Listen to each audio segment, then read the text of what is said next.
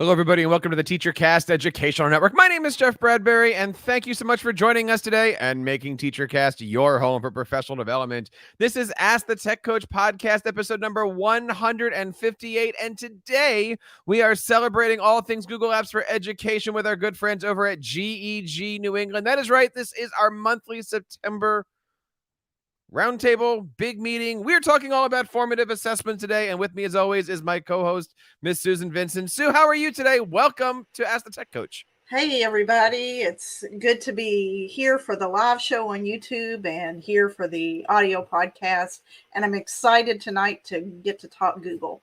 That is right. We are here broadcasting live on YouTube. We're here on Facebook. We're here on Periscope. If you guys are out there, do us a favor. Please leave a comment below. We would love to hear that you guys are out there. Let us know where you're from. We would love to get to know you guys. And of course, we are here live every single month with our friends over at GEG New England, when we're going to be bringing them on right now. I want to bring on Christina and Jen and Eric and Jolie and Edith. Everybody, how are you doing? You're great. Thanks, Jeff. Glad to be here. It is so nice to have everybody on. I'm excited for this show, talking all about formative assessments.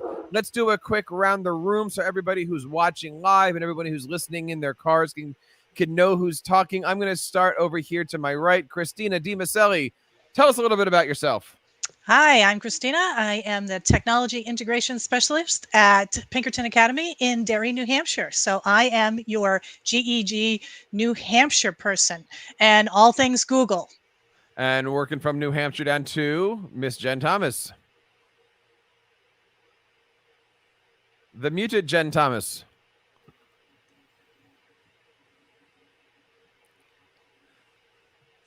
While she's getting that set up, Miss Jennifer Judkins.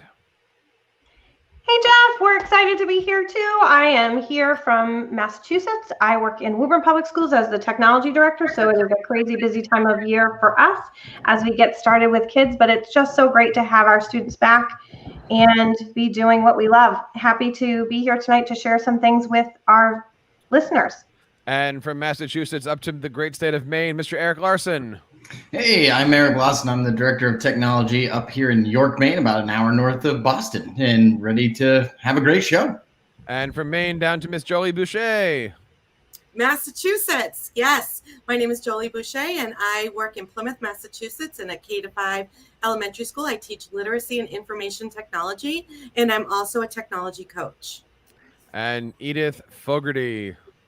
Hello, I'm Edith Fogarty. I am a tech integrationist at a K-5 school in Vermont. And let's try one last time to see if we're good. Jen Thomas. Can you hear me this time? Absolutely. Go for it. Sorry. Jen Thomas. I'm the instructional technology specialist at Dartmouth High School in Massachusetts, but I live in Rhode Island, so I'm representing Rhode Island in this wonderful group of Google educators. Happy to be here. And the great state, the great New England state of Kentucky, Miss Susan Vincent, it is good to see you. It is good to see everybody here today. Sue, how are you doing? I am great. We're plugging along like usual with the school year. And like I said, I'm excited to kind of get back to our Google conversation. It's been a while since we've gotten to just have a Google chat. It has been. We are here talking all about formative assessment. But before we do, you guys out there might be saying, what is a Google Educator group? Guys, what is a Google Educator group? How can we join? How can we be a part of the Google Educator group from New England and Kentucky? Well, Jeff, the Google Educator Group is a free group of educators focused on supporting one another in the use of Google and other applications to support learning. So we are available on a website, and they can navigate to gegnewengland.com to find us. And there is information there on how to sign up for our mailing list to be able to tap into the great colleagues that we are lucky to have to ask questions and share ideas with. Check that out over at gegnewengland.com. There's a lot of great resources on there. I know recently, guys, I don't know if anybody wants to hit this one, but the Google tests have recently updated. There's a lot of new Google features coming out. And today we are going to be wrapping all that Google stuff. But I got to ask you guys, how has the school year been? I'm only 3 weeks in. I know Sue's a few more weeks in than me. How are you guys doing? What is the latest and greatest? And what are your teachers looking forward to this year? And I'll ask one more. What are the biggest challenges that as coaches that you guys are facing? Christina, what's the hot button these days in your schools? So that's a loaded question right there, isn't it? Yes. So we're really excited. We have kids back on campus. That's fantastic. We love having them here there with us because it really makes a difference to have that face-to-face instruction. But it's exhausting.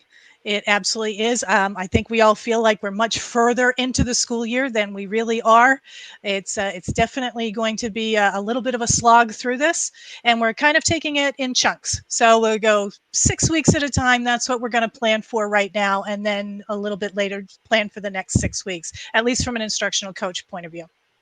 Jen, what are you doing these days? What is the latest and greatest up in your buildings?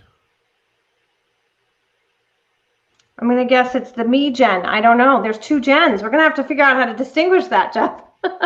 So I'm at a district level, so I serve 10 buildings, and we just started a week ago. We start pretty late, so things have been very hectic with teachers just kind of getting back to routines with kids, and it's exciting because we definitely have a much greater density of devices, which is really going to open up a lot of opportunities that we didn't have previously, and we're already seeing some differences pretty immediately in the teachers' willingness and comfort in using technology after that COVID year. So it's exciting to see how we can really take off and look at the advantages of leveraging technology in ways that work in our in-person instruction. Looking forward to doing that this year. So you've been in school a little bit longer than many of our New England friends here. Are you noticing that your teachers are settling in? Is there a routine? I know at least in my district, some of the teachers are like, I'm not using Chromebooks until like a while from now. Are you settling in down in Kentucky?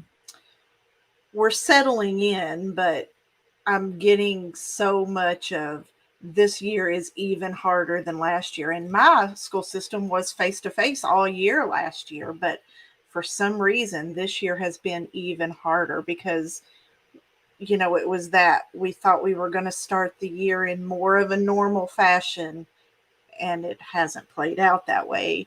So we've had to backtrack and go back to protocols and other things for safety measures. And it's just like they're getting frustrated easily because they were so confident that we were going to have a more normal year.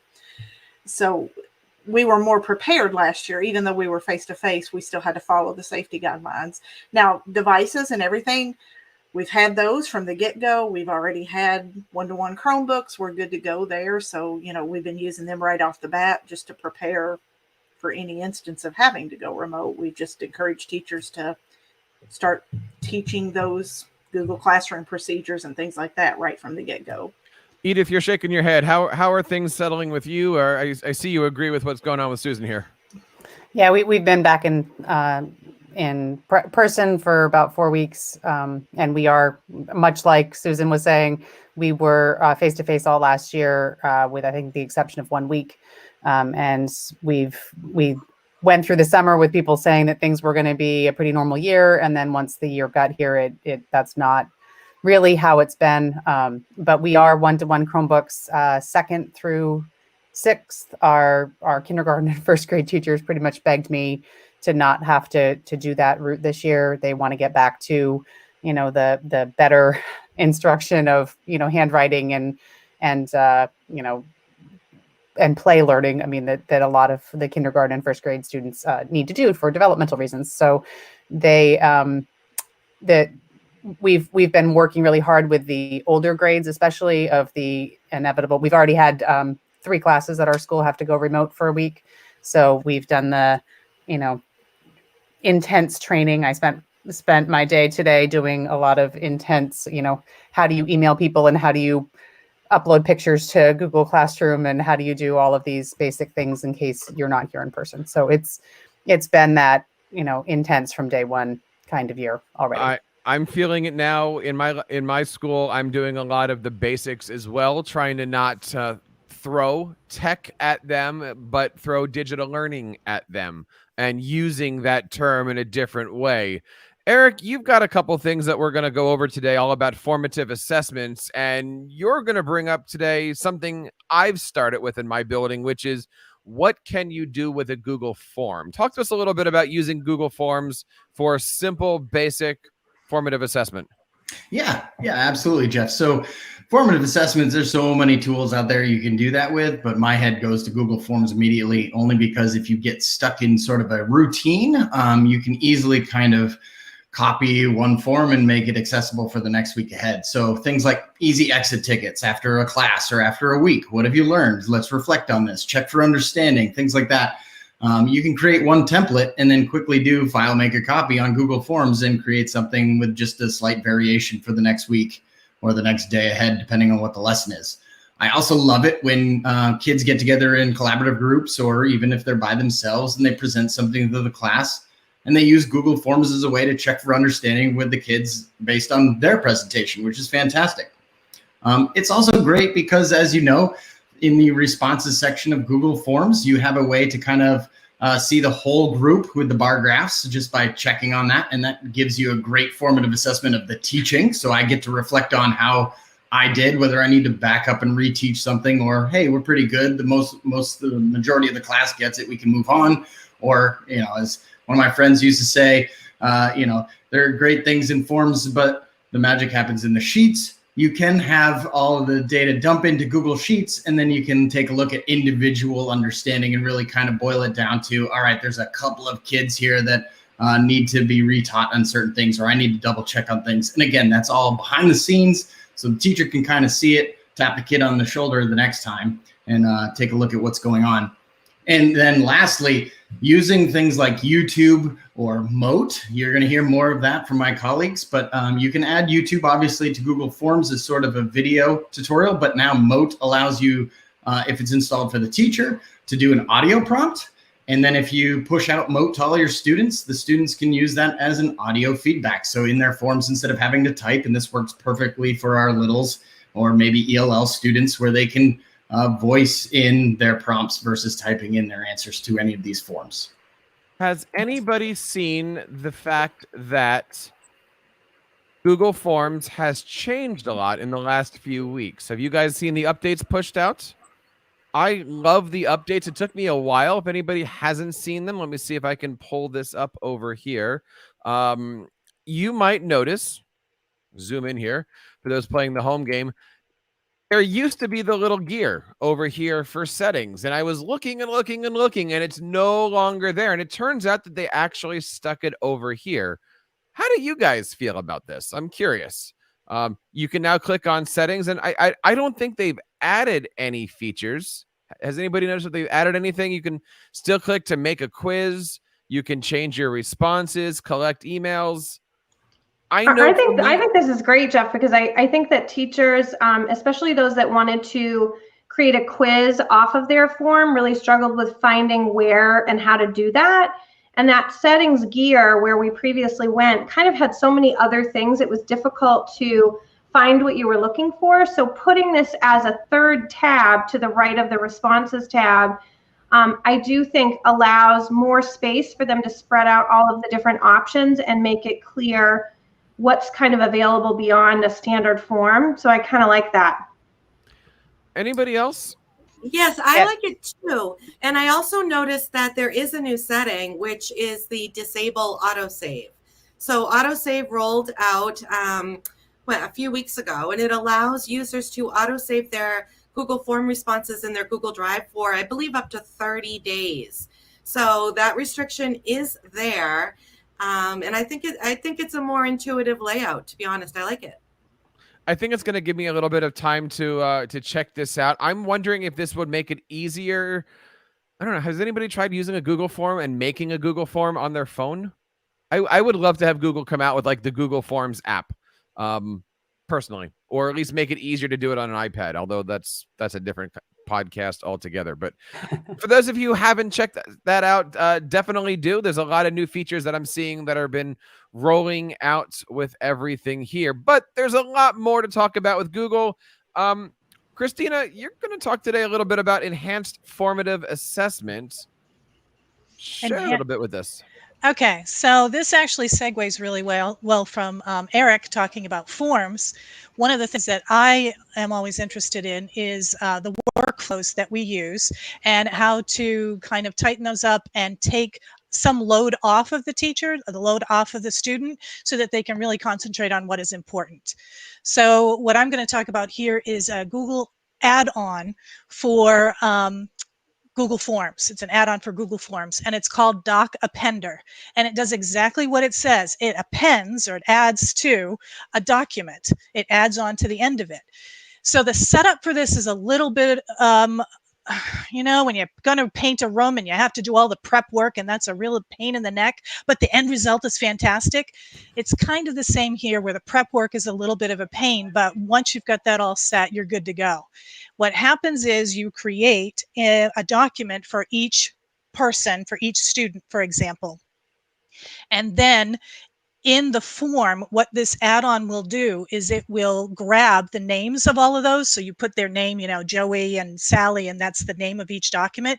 It will pull those into a Google Form question. So what happens is, so you could use this, for example, as a teacher, is you could have a Google Form, and one of the questions, you're going to select that kid and you're going to give feedback. There may be a couple of other questions. They're doing something at the front of the room and you want to give your feedback to them. And when you hit submit, it is going to add that to the end of their document, and you could give them access to it. You could also use this as kind of an exit ticket or feedback or peer feedback, whatever it is that you wanted to do, where the kids could do this. You give them the link to the form, and they select who they're going to be doing it on and give their feedback. They click enter or submit, and it's going to go to the end of that form for that person. So you can kind of get this history. If you did this for a full semester and you could track kind of what they're doing in a certain area, that could be really, really interesting. So there's a video that I did on the GEG New England YouTube channel that kind of goes through this and actually walks you through how to set this up. And I'm in the process of putting another video together that will help you if you've got a classroom roster and kind of pulling that in. I've been playing with how to hack this a little bit, as usual. But that's the one that I've got, and I like that one a lot. Definitely check out all the links over at gegnewengland.com. Hit that subscribe button on the YouTube channel. You'll be notified of every time that we're doing a live GEG New England show with our friends over at the Ask the Tech Coach podcast here. But that's not it. Jolie, we've got some great things about Google Slides happening. Talk to us a little bit about Google Slides in formative assessment. Well, Google Slides is one of my favorite apps in the G Suite, and I use it for almost everything. I just love it. And one of the uses is to create a formative assessment slide that you can reuse all year. So you can just go into the theme builder. If you go to View Theme Builder, you can create one slide, and you can even now add an image placeholder. So when you go to View Theme Builder and you start creating, you will now be able to insert a placeholder. That is a new update that rolled out a few weeks ago. If you click on insert, it's at the very bottom. And you can insert a placeholder because students don't need to just type a digital response. They could take photos of their notebooks or their worksheets, and then they can type their response, or the mode extension, they can insert audio using the mode extension that we all just absolutely love. So that is one way students can reply to your formative assessment. And then the next step would be, if you're so inclined, you can create a collaborative deck. And I love slidesmania.com. They have so many amazing pre-made decks. On my slide, I shared an example of a theme that you could use for exit tickets. And what I have students do is I have them insert their import slide. So once they're done with their slide, they go to the collaborative slide deck that I either created or got from Slidesmania, and they go to File, Import Slide, and they import their slide into the collaborative deck. Now, you don't have to do this. But I find that students enjoy looking at other students' responses once they have replied. It's great for scaffolding and peer modeling. And then that mode extension is just a great addition to add that audio. So as a teacher, I would use the mode extension maybe to clarify or elaborate my directions. And students can use the mode extension to maybe share their thinking about a picture that they added or an image they added, or just to elaborate more about their response as well. So Moat is just amazing. And all you need to do is insert the extension, and you will see it will auto-populate in your slide deck, and it works across the entire G Suite. You do have to click refresh. So there's a little tip right there.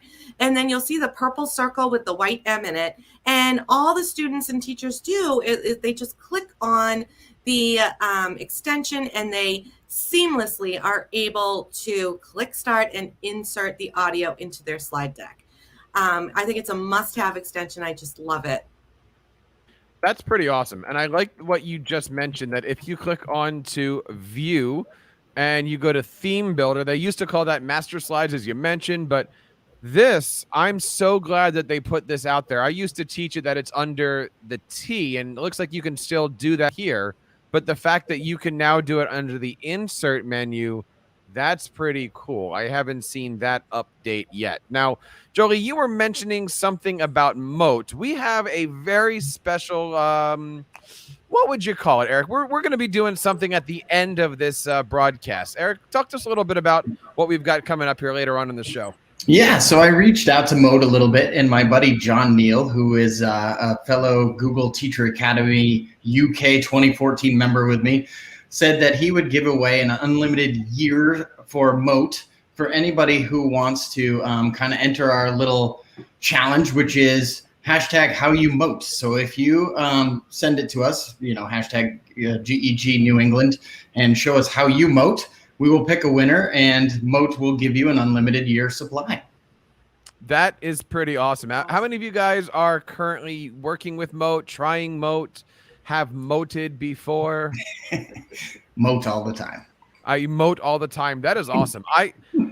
So today, I was working with my kids, and they were hungry, and I said, what do you want? And they said they would like some jam. And I said, jam? This is a really bad segment, but I heard that there's a lot of great ways to do formative assessment. Jam with Google. Come on. There's a lot of great ways to do formative assessment. I understand using Jamboard. Jennifer Thomas, save me from this one. That was a great segue, Jeff. I'm trying for both the visual and the car audience right now. Go ahead. Yeah, that was good. Yes. So I guess I'm going to start with, I had a Moat icon on this slide, and then I took it off because I figured everyone else was covering Moat. But I should also say that Moat works, as Julie said, really seamlessly with Jamboard. So thank you. You added it for me. That was so sweet. Okay. There it is, folks. It's on the slide now. Great.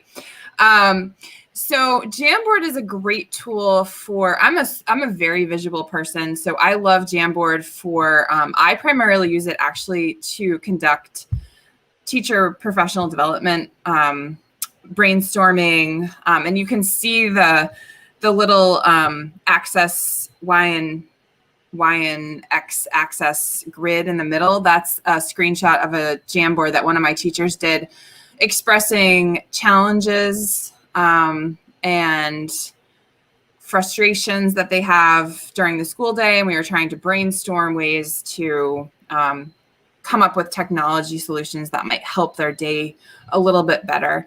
So Jamboard works really well for something like that. In the past, I've used something like Padlet or even, like Google Keep or something like that. But Jamboard is just nice because you can have multiple frames in one Jamboard. I like to assign each teacher a different frame depending on the group of teachers I have in front of me. And then they can kind of do their own thing, or they can collaborate together on one frame, which is nice. For students, as all my colleagues have mentioned before me, it works great as a warm up for students. How are you feeling today? Like a temperature check of your class, a quick check for understanding. They could embed a little sticky note to tell you how they're feeling, a quick exit ticket the same way. So I won't go all through examples of all of those things because I've linked a ton of resources in the templates, and even more templates sections. I will give a shout out to Julie for sharing the And Even More Templates Weeklet with me, which is a curation of lots of elementary aged templates that you can use with students for Jamboard. And then the tips and ideas in the bottom in the yellow is a post from Matt Miller, who puts together lots of different ideas about Jamboard. And then finally, the YouTube icon in the upper right-hand corner links to my playlist of videos that are all tutorials on Jamboard. So if you want to get lost in the Jamboard hole, you can feel free with this slide. And we're going to make sure we have all the links over here on Ask the Tech Coach podcast, episode number 158. Sue, you know, there's a lot of great things going on here with Jamboard. Do you get a chance to Jamboard often, Sue? I try. I'm trying to get my teachers to get acclimated to it and use it. We've actually used it as a curriculum team. We use it to plan our PD sessions. We got actually a couple PD days coming up at the end of September and beginning of October. So we've used Jamboard to plan those. The Post-it note feature is just awesome. And the color coding, you know how I love color coding. Mm-hmm. So yes, we've used it within our team, and I'm working on modeling it for teachers as we send things out to them, respond this way, much like Jen just said, with, you know, exit tickets and training sessions and trying to talk it up that way. You know, there's so many great things happening in our classrooms as we get started with the school year. We want to hear what you guys are doing. Don't forget, you can reach out over at gegnewengland.com. And of course, you can find our show over at Ask the Tech Coach on Twitter and askthetechcoach.com. We started this journey talking about formative assessments using Google Forms, but so many teachers forget that you can create a simple formative assessment using, that's right, Google Classroom. Edith, talk to us a little bit about how important Google Classroom is and some of these little hidden features to the great application that we all know and love. Yeah, I think a lot of the teachers that I work with use Google Classroom as a way to just post assignments for students to complete. And really, in that classwork tab, there are several tools that will help you with just really quick, simple formative assessments. The first one is you can create a quiz directly in your classwork tab. I mean, it's a form that's just, you know, nicely packaged in that classwork, you know, to add a classwork quiz, but you know, it has all the tools and everything that a form would have, like Eric talked about. But one of the easiest things that you can do just for a quick warm up or a quick exit ticket is to create a question, and those questions can be short answer or they can be multiple choice. You can grade them, you can not grade them, you can have a due date, you can not have a due date, it's treated just like every other classwork assignment. And so, you know, you can prepare it ahead of time and have it pushed out at the end of your class period so that it pops into their stream and they can just answer it really quickly before the end of the class.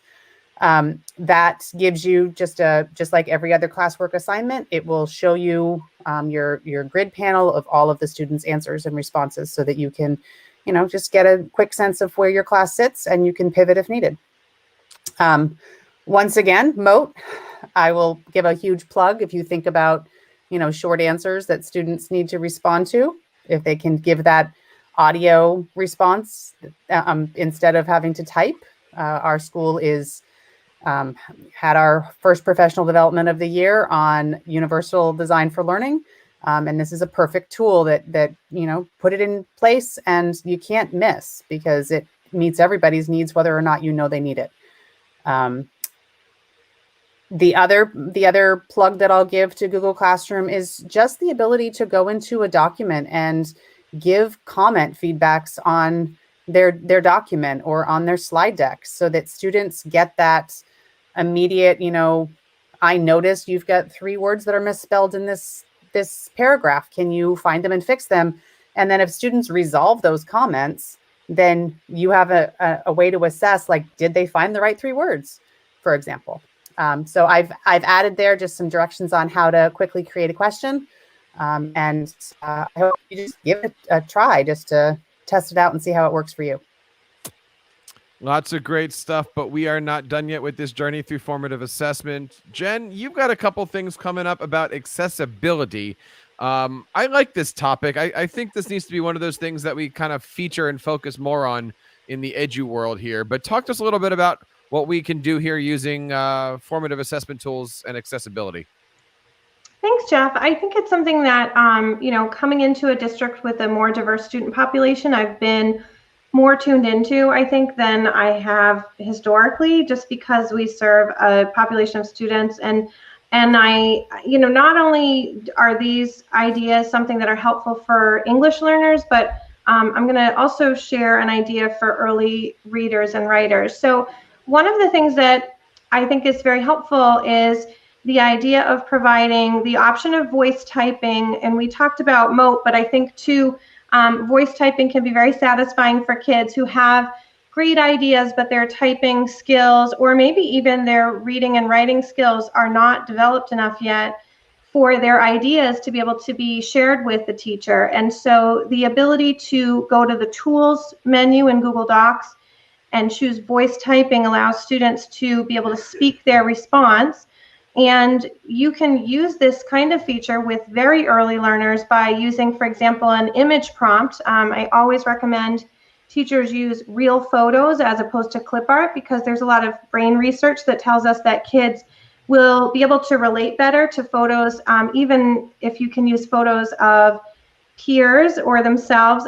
But using a photo to maybe have them tell you a story about the picture and look at their writing, but provided to you through voice typing, can be a way for them to create a really robust response without the limitation of typing. I think a lot of us have seen that even with kids that can type, they tend to provide a smaller response when it feels like a big task to type out their response as opposed to speak their response. John, I have a question about this. Obviously, we know in a Google Doc, you can have multiple people working at the same time. Does anybody have an experience with multiple voice to typing at the same time, or multiple moding at the same time? You can definitely do multiple people voice typing in a doc. The key is that you have to make sure the cursor is in a place. So I always tell people, if you're having students collaborate in a document or a slide, it's all about making sure everyone has a place and they know their place. So I usually, if I'm having something like that happen, I would create a table. Usually I would insert a table with Google Docs, for example, and I would put a student's name in a box so they know to put their cursor in that box before they do that thing, right? So that way it's clear where they belong, because they get so confused when their words are like cut off in the middle because their friends started typing or talking. So I think the critical thing is that everyone needs to know where they go. It's definitely not how I start kids off in Google. I definitely don't recommend teachers start with a live collaboration, because it can get a little crazy in the classroom where they're like, oh my goodness, what's happening? And why is someone typing in my thing? And so it's a little bit more of an advanced feature, not for the first couple weeks of school, especially for our younger kids. But go ahead. I've also taught them to go up to the top and look for their circle and match the color, and their place will also match the color of their circle. That's so I try to tell them to follow those color coding. See me with color again. But Google Docs can support multiple people doing voice to text at the same time. Yes. That's cool. Because I could easily see 20 slides, every kid gets a slide, and they're just talking. That's a really, really cool feature. So I also wanted to share, Jeff, another thought or another strategy that I've used that has been successful, and that is addressing the needs of our English learners, particularly those students new to the country that have almost no language.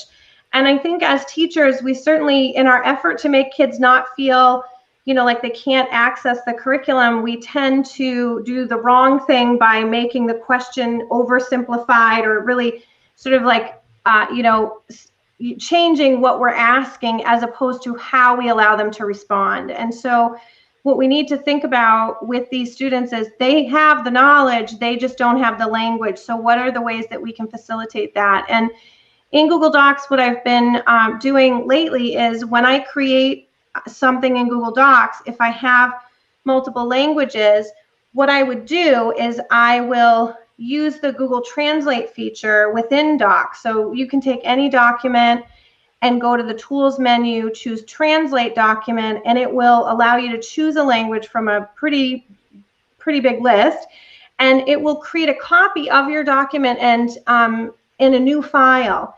And that new file, what I typically will do is change the sharing permissions so that it's accessible to anyone with the link, and copy the link. And then at the very top of the page where I have the question prompt, I'll put a little prompt that says something like, read this question in Spanish and read this question in Portuguese. And then I'd highlight that text and link the text so that they can go into the other document. It doesn't take that much longer for me to do it. It takes a few extra minutes. And then if I put the assignment in Classroom, for example, any student can access it, because if they can't access it in English, they can click on one of the links within the document so that they can jump to the question in their native language. And then the truth is they can respond in their language if they wanted to, and I can use the process again with the Translate, the Google document that they turn into me, if it's not in English,